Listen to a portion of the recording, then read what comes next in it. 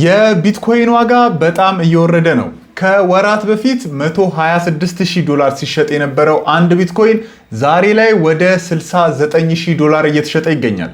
ይሄ ማለት ኦልሞስት ወደ 50% አካባቢ ዋጋው ቀንሷል ማለት ነው። አንድ ክሪፕቶ ትሬድ የሚያደርግ ሰው በአጭር ጊዜ በጣም ብዙ ገንዘብ ማትረፍ ከፈለገ የሚጠቀመው ጊዜ ቢትኮይን የሚጨምርበትን ጊዜ ሳይሆን ቢትኮይን ዋጋው የሚወርድበትን ሲዝን ነው። ያ ማለት አሁን ያለንበት ሰዓት ማለት ነው። ትሬደሮች በጣም ብዙ ገንዘብ ለማትረፍ ቢትኮይን ከሚጨምርበት ሲዝን ይልቅ የሚቀንስበትን ሲዝን ለምን ይመርጣሉ? እንደዚሁም ይሄ የቢትኮይን ዋጋ መውረድ ከዚህ በኋላ ለምን ያህል ቀን ሊቆይ ይችላል የሚለውን ካለፉት ሳይክሎች አንጻር እያነሳን በጣም የሚገርም ቁጥር አሳያችኋለሁ። ኤግዛክትሊ ከስንት ቀን በኋላ ነው የሚጨምረው፣ ኤግዛክትሊ ደግሞ ከስንት ቀን በኋላ መቀነስ ይጀምራል የሚለው በጣም የሚገርም የቁጥር መረጃ አለ። ካለፉ ሳይክሎች ተነስተን እሱን እናያለን። በመጀመሪያም ባለፈው ኦክቶበር 6 ላይ $126,000 ሲሸጥ የነበረው ቢትኮይን ዛሬ ከጥቂት ወራት በኋላ ለምንድነው $69,000 የገባው? ለቢትኮይን ዋጋ መቀነስ ትክክለኛ ምክንያት ምንድነው የሚለው መንስኤዎቹን ለማየት እንሞክር።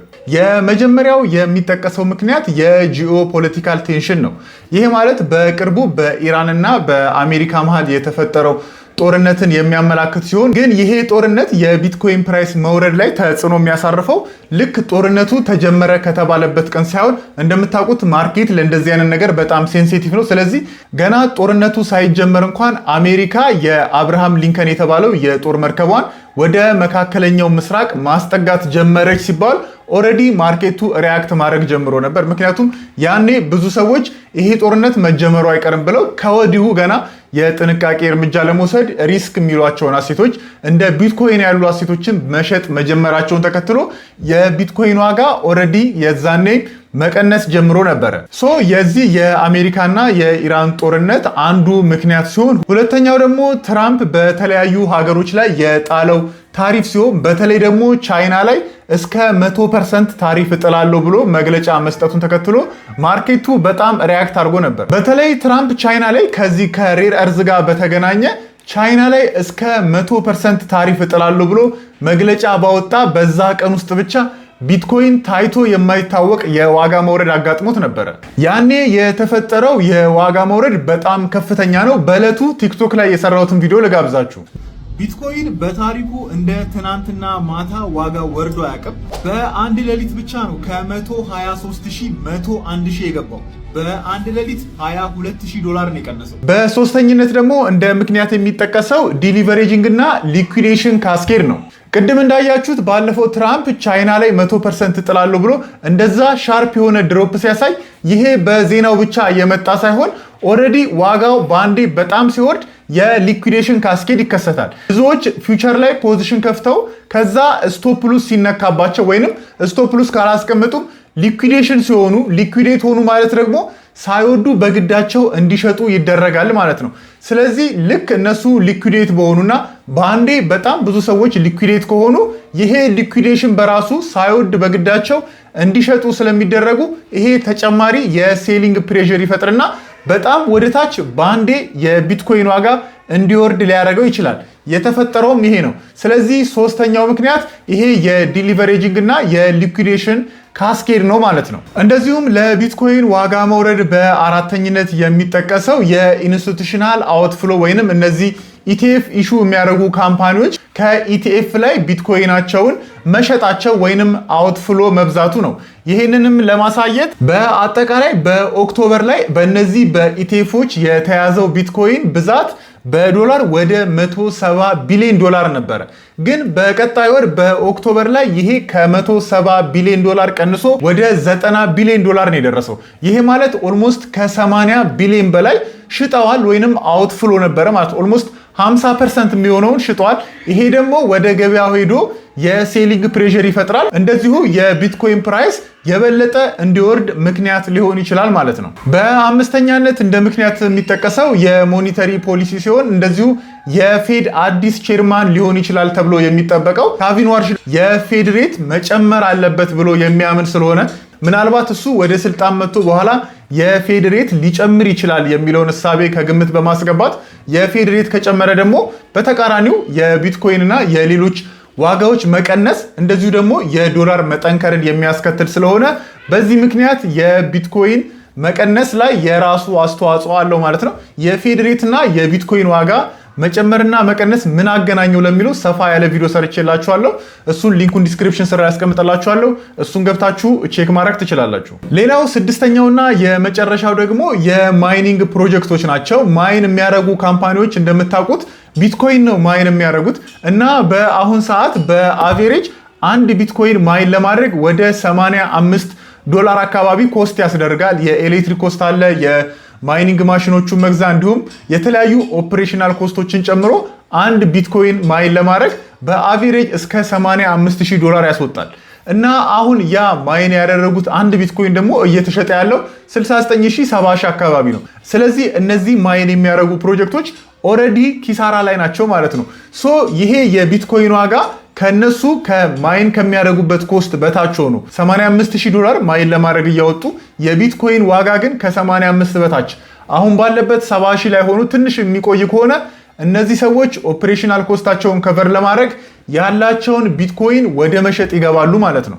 በተለይ ትንንሽ የማይኒንግ ፕሮጀክት እና ደና ካፒታል የሌላቸው ከሆነ በቀላሉ ያላቸውን ቢትኮይን ወደ ገበያ አምጥተው መሸጥ አማራጫቸው ሊሆን ይችላል። ስለዚህ ተጨማሪ ቢትኮይን ወደ ገበያ አውጥተው መሸጥ ጨመሩ ማለት ደግሞ እንደዚሁ የቢትኮይን ፕራይስ እንዲቀንስ እሱም የራሱ አስተዋጽኦ አለው ማለት ነው።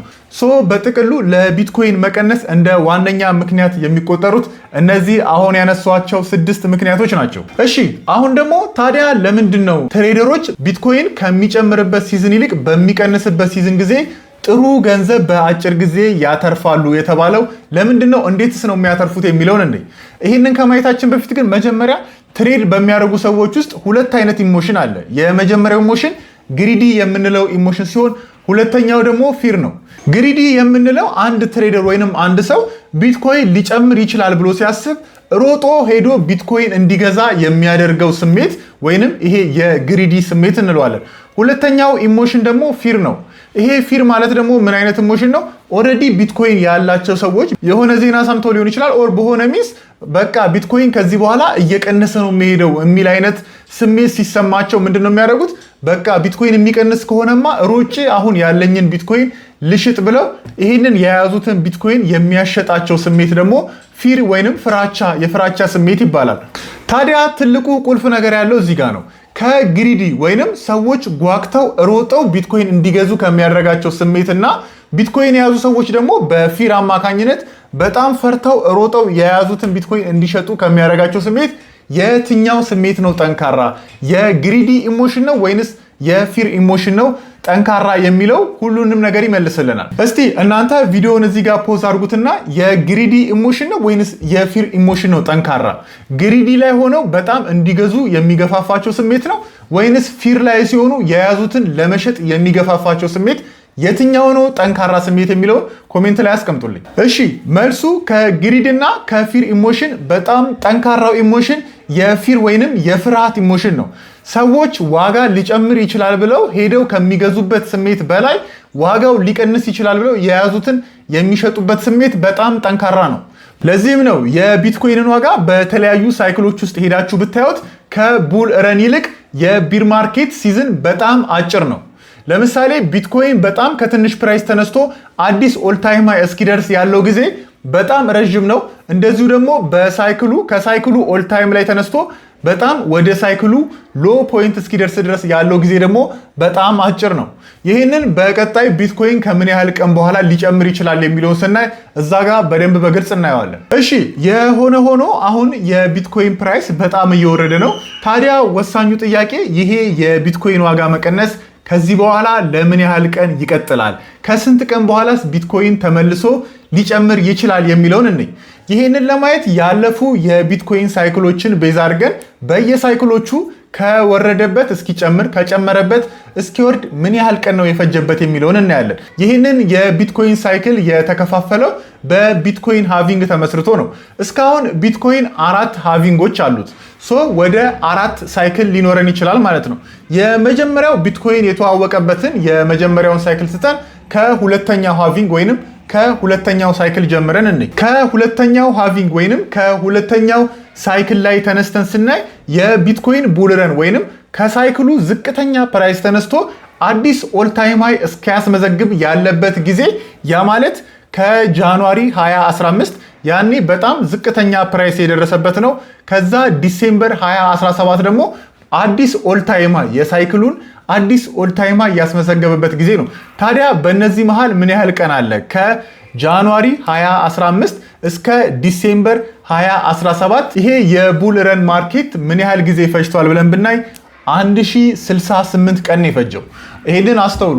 ሁለተኛው ሳይክል ላይ ቢትኮይን ከዝቅተኛ ፕራይስ ተነስቶ አዲስ ኦል ታይም ሃይ እስኪያስመዘግብ ድረስ የፈጀበት ቀን 1068 ቀን ነው። ከዛ ቶፕ ፕራይስ ተነስቶ በጣም የሳይክሉን ዝቅተኛ ፕራይስ እስኪደርስ ድረስ የፈጀበት 376 ቀን ነው። ከዲሴምበር 2017 እስከ ዲሴምበር 2018 ማለት ነው። ሶስተኛው ሳይክል ላይ ስንመለከት እንዲሁ በ2020 ሃቪንግ ያለውን እሱን አካሎ ያለው ሶስተኛው ሳይክል ነው። እዛ ላይም ከዝቅተኛ ፕራይስ ተነስቶ አዲስ ኦል ታይም ሃይ እስኪያስመዘግብ ድረስ ያለው ከዲሴምበር 2018 እስከ ኖቬምበር 2021 ማለት ነው የፈጀበት ቀን እንዲሁ 1068 ቀን ብቻ ነው። ይሄ ማለት ከ4 ዓመት በፊት ከነበረው ቀን ጋር አንድ ቀን እንኳን ሳይዛነፍ ኤግዛክትሊ 1068 ቀን ፈጅቶ አዲስ ኦል ታይም ያስመዝግቧል ማለት ነው። በጣም የሚገርመው ደግሞ እዚህ ሶስተኛው ሳይክል ላይ ኦል ታይም ከነካ በኋላ መልሶ አዲስ የሳይክሉን ዝቅተኛ ፕራይስ እስኪደርስ የፈጀበት ቀን በጣም በሚገርም ሁኔታ እንዲሁ 376 ቀን ነው። ከኖቬምበር 2021 እስከ ኖቬምበር 2022 ማለት ነው። አሁን አራተኛው ሳይክል ላይ እንገኛለን። በጣም የሚገርመው ደግሞ አሁን ያለንበት አራተኛው ሳይክል አላለቀም፣ ግን ከባለፈው ሎ ፕራይስ ወይንም ከዝቅተኛ ፕራይስ ተነስቶ ባለፈው ኦክቶበር 6 እስካስመዘገበው የ126000 ኦል ታይም ሃይ ብናይ 1050 ቀን ፈጅቶበታል። ይሄ ማለት ከ4 ዓመት በኋላ መጥቶ የ18 ቀን መቅደም ብቻ ወይንም የ18 ቀን ልዩነት ብቻ ነው ያለው ማለት ነው። ዛሬ ላይ ስናይ ከኦክቶበር 6 126000 ከደረሰበት ኦል ታይም ተነስቶ ዛሬ 166ኛው ቀን ላይ እንገኛለን። ዋጋውም ወደ $70,000 አካባቢ ይገኛል። እንግዲህ በፊቱ ትሬንድ የሚቀጥል ከሆነ ዛሬ 166ኛው ቀን ላይ ነን። እስከ 300 አካባቢ ቀን እንዲሁ ሊጠጋ ይችላል ማለት ነው እንደ በፊቶቹ ሳይክል የሚሄድ ከሆነ። ይሄ የቁጥሩ መመሳሰል ግን በጣም ስለገረመኝ ላካፍላችሁ ብዬ ነው። በጣም ትልቅ ማስጠንቀቂያ ግን እዚህ ጋር ያለፈ የፕራይስ ሙቭመንት የወደፊቱን ምናልባት ፕሪዲክት ለማለት እንደ መሰረት ትጠቀሙበት ይሆናል እንጂ በእርግጠኝነት ባለፈ እንደዚህ ስለሄደ ከዚህ በኋላ እንደዚህ ይሄዳል ማለት አይደለም። ሶ ማንኛውንም ትሬድ ከመውሰዳችሁ በፊት ዱ ዩር ኦን ሪሰርች። ሶ ይሄኛው ለትምህርታዊ ምክንያት ወይንም ለትምህርታዊ ፐርፐዝ ብቻ ነው። ይሄ የፋይናንሻል አድቫይስ አይደለም። የዛሬው ቪዲዮ ይህንን ይመስላል። እንደወደዳችሁ ተስፋ አደርጋለሁ። ሀሳባችሁን ኮሜንት ላይ አስቀምጡልኝ። አዲስ ከሆናችሁ ሰብስክራይብ ማድረጋችሁን አትርሱ። በቀጣይ ቪዲዮ አገኛችኋለሁ። ሰላም ሁኑልኝ። ቻው